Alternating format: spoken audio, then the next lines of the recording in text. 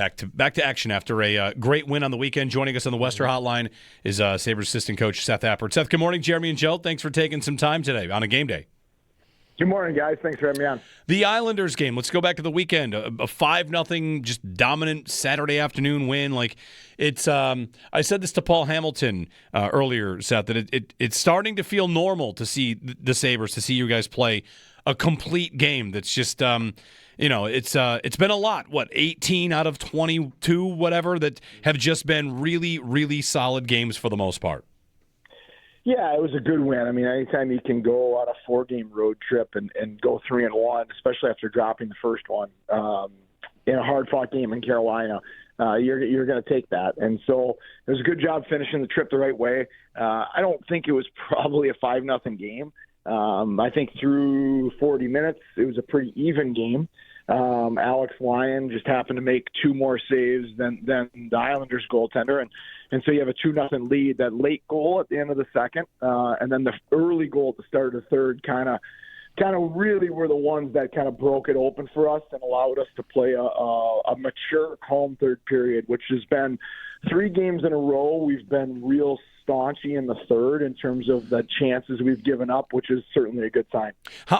Playing a third period like that, Seth, how much of playing thirds like that is having done it consistently? It's almost like you kind of slowly have to build the resume to know how to do it, and then you just kind of employ it?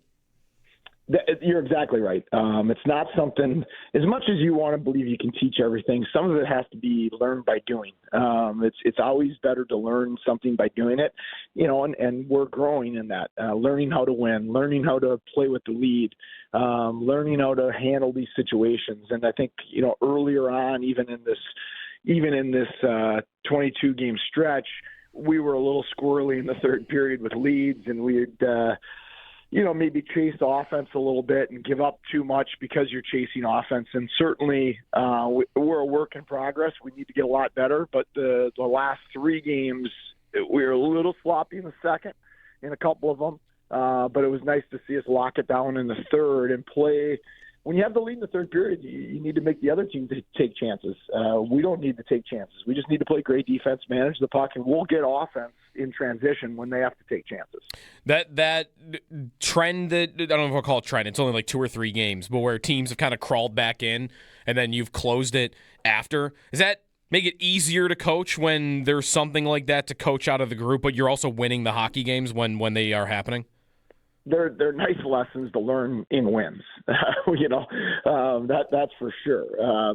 It's when you win, the meetings are better. The energy's better coming to the rink, all those things, and so they are nice lessons to learn in wins instead of throwing points away. And I think some of that also has been our goaltending. All 3 of our goaltenders in this stretch of games have been really good for us and given us a chance to build leads and to be in those situations.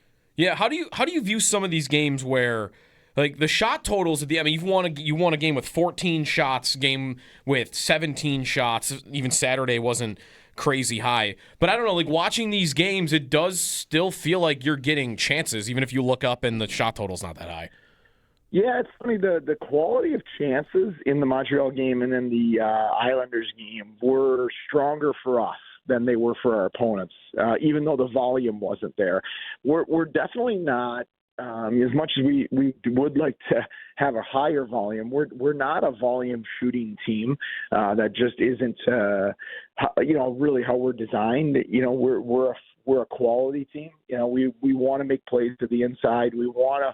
A lot of our offensive players want to make that one extra play, the next play, to find a quote unquote an A scoring chance instead of settling for a C scoring chance. I think sometimes we can get too enamored with that, and that's when we get frustrated, certainly as a coaching staff, because delivering the puck to the net does create some chaos that might result in those A chances as well. And sometimes we defer to that. So we're trying to find a balance to that. You want to have the players play to their great strengths and at the same time make sure that you're taking advantage of your opportunities offensively.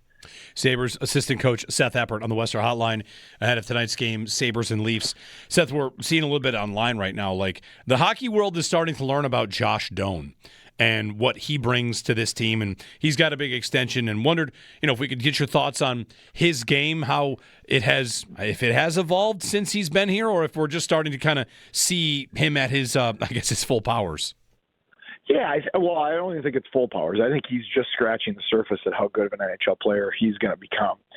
He has the work ethic, the hockey intelligence, and the drive to become a great player in this league.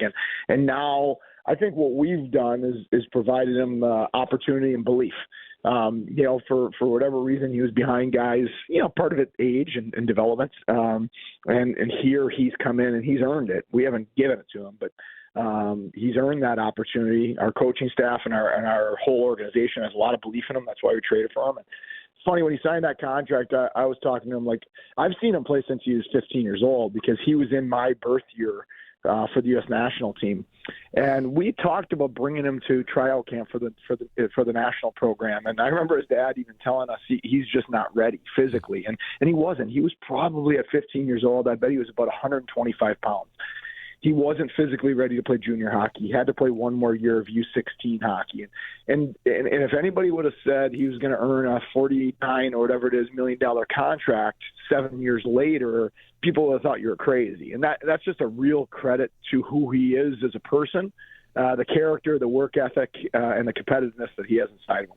Well, and that too, like, you get a contract like that on. I think the expectation, Seth, for us when he was traded for was the hard work, and there was physicality and defense, but that no one knew what he would become as a scorer, and that has happened immediate. And I wonder what you guys thought of him on that level going into the year. Like, did you see this amount of offensive production there for him coming into the year? I don't know when you never have coached a guy and you haven't been around him day to day, I don't know if you totally know. But what we did believe organizationally, this is why we traded for him, and is that he has hockey intelligence, stick skill, and a motor that allows him to play on the inside. So when you have competitiveness and hockey intelligence, good players are going to want to play with you, because good players like to play with guys that can make plays with them and guys that get the puck back for him. So he's good enough intelligently to make plays with high-end players, but he's also elite at getting the puck back. The best players want to have the puck. And so, the guys like that become really endearing to their line mates, because they're good enough to make plays with them, but they're also great at getting the puck back for him. And then he plays on the inside. And the skill goals, the highlight reel goals are what you see on the NHL highlights. But at the end of the day, 7, 8 out of 10 goals are dirty inside type goals. And players need to be willing and able to play on the inside to be able to produce those. And he has that skill set as well. Seth Appert on the Wester Hotline. Sabres and Leafs tonight in Toronto as the Sabres look to continue their winning ways. Seth, one other thing I want to ask you about this, the way this team's playing right now. Seeing many notice like the activation of the defense and how you found a number of players on the blue line that it feels like there's confidence brimming back there, pretty much to a man across the board. When it's time to jump in, you're an active group on the blue line.